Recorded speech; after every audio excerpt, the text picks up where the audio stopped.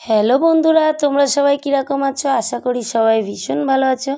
Reba family ওয়াইটি ব্লগে তোমাদের সকলকে স্বাগত জানাই। আজ শুক্রবার দিন যে রাত্রিবেলা যে বৃষ্টিটা, রাত্রি বলতে সন্ধ্যাবেলা যে বৃষ্টিটা হচ্ছিল, তখন আমার জায়ের মেয়ে আর ছেলে আমার কাছে ছিল, আর প্রচণ্ড পরিমাণে বৃষ্টি হচ্ছিল। আর ওই সময় ওরা দুজন আমার সঙ্গে গল্প করছিল, আর এত বৃষ্টি হাওয়া দুটোই একসঙ্গে দিচ্ছিল।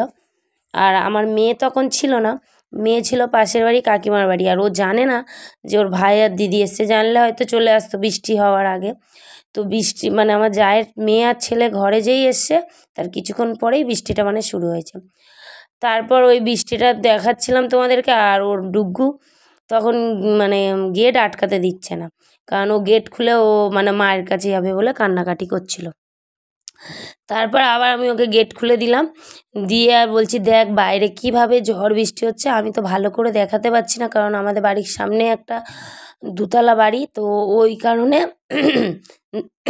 দেখানো যাচ্ছে না যে হারে ঝড় বৃষ্টিটা হচ্ছে, হাওয়াও সেরকম দিচ্ছিল। তারপর তো ঝড় বৃষ্টি হয়ে গেল, ওরা দুই ভাই বোন চলে গেল। তারপর আমার হাজব্যান্ড এলো বাড়িতে, এক গাদা সবজি নিয়ে এসছে আবার। দেখো কত সবজি, শসা, পটল, তারপর হচ্ছে তোমার এটা মনে হচ্ছে কাঁচা লঙ্কা, লাউ, কলা, তারপর হচ্ছে বেগুন, উচ্ছে, ভেন্ডি, সমস্ত অনেক রকম সবজি নিয়ে বাড়িতে এসেছে। তারপর মানে রাত্রিবেলা তো পান্তা করে রাখতে হবে, কারণ শনিবার সেই দিনকে ছিল আমাদের এখানে কীর্তনের লাস্ট যে হরিনাম হচ্ছিল। আমি তো যেতে পারিনি, তোমাদেরকে দেখাতেও ওই জন্য পারলাম না। তারপরে এই যে পান্তা যে করব আমরা, তো ছোট হাঁড়িতে ভাত বসিয়েছিলাম, আর এইদিকে বেগুন ভাজা, পটল ভাজা আর আলু ভাজা করছিলাম। কারণ পান্তা আর এমনি শনিবার দিন আমাদের নিরামিষ, তো ওই কারণে আরও বিশেষ করে রাখছি শুক্রবার রাতে রান্নাটা, কারণ শনিবার দিন নিরামিষ আমাদের, তো ওই কারণে। যাই হোক, নিরামিষের দিনে আমিষ, শনিবার আমরা নিরামিষই খাই। তো মেয়েকে সকালবেলা উঠে ঘরের কাজটা সারার পর মেয়েকে বই নিয়ে বসিয়েছিলাম, কারণ স্কুলে যেই নিয়মে করাচ্ছে সেই নিয়মে ABCD লিখতে দিয়েছিলাম, আর একটু মুড়ি মাখিয়েছিলাম। তো ও হরলিক্স খেয়েছিল, আর মুড়ি ও খাবে না, এমনি অত মুড়ি টুড়িও খায় না, বাচ্চারা যা হয়। তো আমি ওকে বই নিয়ে বসিয়েছিলাম, আর আমি এইদিকে মুড়ি খাচ্ছিলাম, আর ওইদিকে দেখো আমি মুড়ি খাচ্ছিলাম আর অন্য ধ্যানে। তারপর ওর দিদিরা এসেছিলো, আর সেই খেলনাগুলো মেলা থেকে কিনেছিল, আমি তোমাকে দেখিয়েছিলাম। এইগুলোকে কি ক্লে বলে নাকি জানি না, আমি, আমাদের সময় ছিল না, ওদের সময় নিত্য নতুন খেলনা আর নাম নিত্য নতুন। তো এইগুলো দিয়ে ও দিদিদের সঙ্গে খেলা করছিল। তো মেয়ে নখ বানানোর চেষ্টা করছিল, তা ওর দিদি একটা নখ বানিয়েছে, এই যে দেখালো একটা দিদি, আর একটা দিদি এখনও পর্যন্ত কিছু বানায়নি। এখন ওইটাকে মাটির মতন ওইটাকে মাখছে, নখই বানাবে।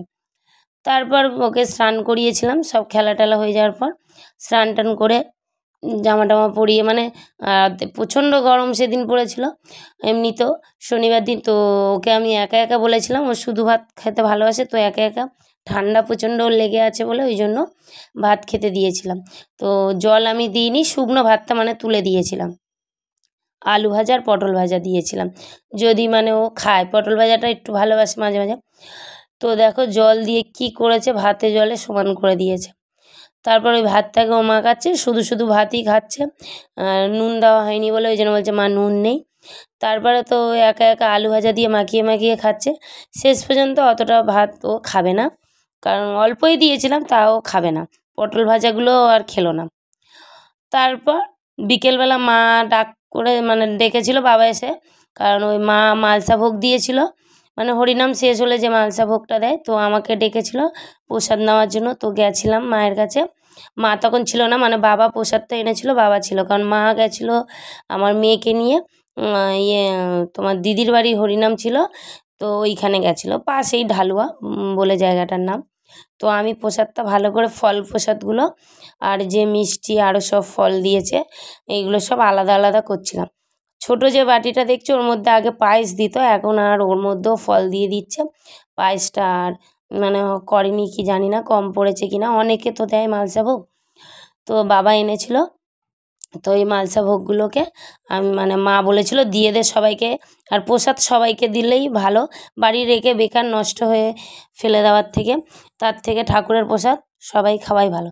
তো আমি এই ফল প্রসাদগুলো আলাদা করে মানে তুলে তুলে রাখছি। তার মধ্যে লুচি আছে, সুজি আছে, শাক ভাজা, আর রকম একটা একটা করে ভাজা দিয়েছে, আলু ভাজা, উচ্ছে ভাজা, এই সব, আর ফল, আর দুটো দানাদার ওই মিষ্টি দেখিয়ে এলাম তোমাদেরকে। তারপর তো প্রসাদ টোসাদ সব খেলাম। খাওয়া দাওয়ার পর এরা 3 ভাই বোনে কী উৎপাত করছে দেখো আমার মানে মায়ের বাড়িতেই, মানে যে যেরম খুশি মানে মানে লড়াই মারাপিট করেই যাচ্ছে। বারণ করছি শুনছে না, আমার মা বকছে, আমি বকছি, তাও শুনছে না। ব্লগটা খুব একটা বড় না, ছোটই। বন্ধুরা তোমরা একটু দেখার চেষ্টা করো প্লিজ। আর আজকের মতন ব্লগটা এখানেই রাখলাম, আবার দেখা হবে তোমাদের সঙ্গে নেক্সট একটা ব্লগে। আজকের মতন টাটা।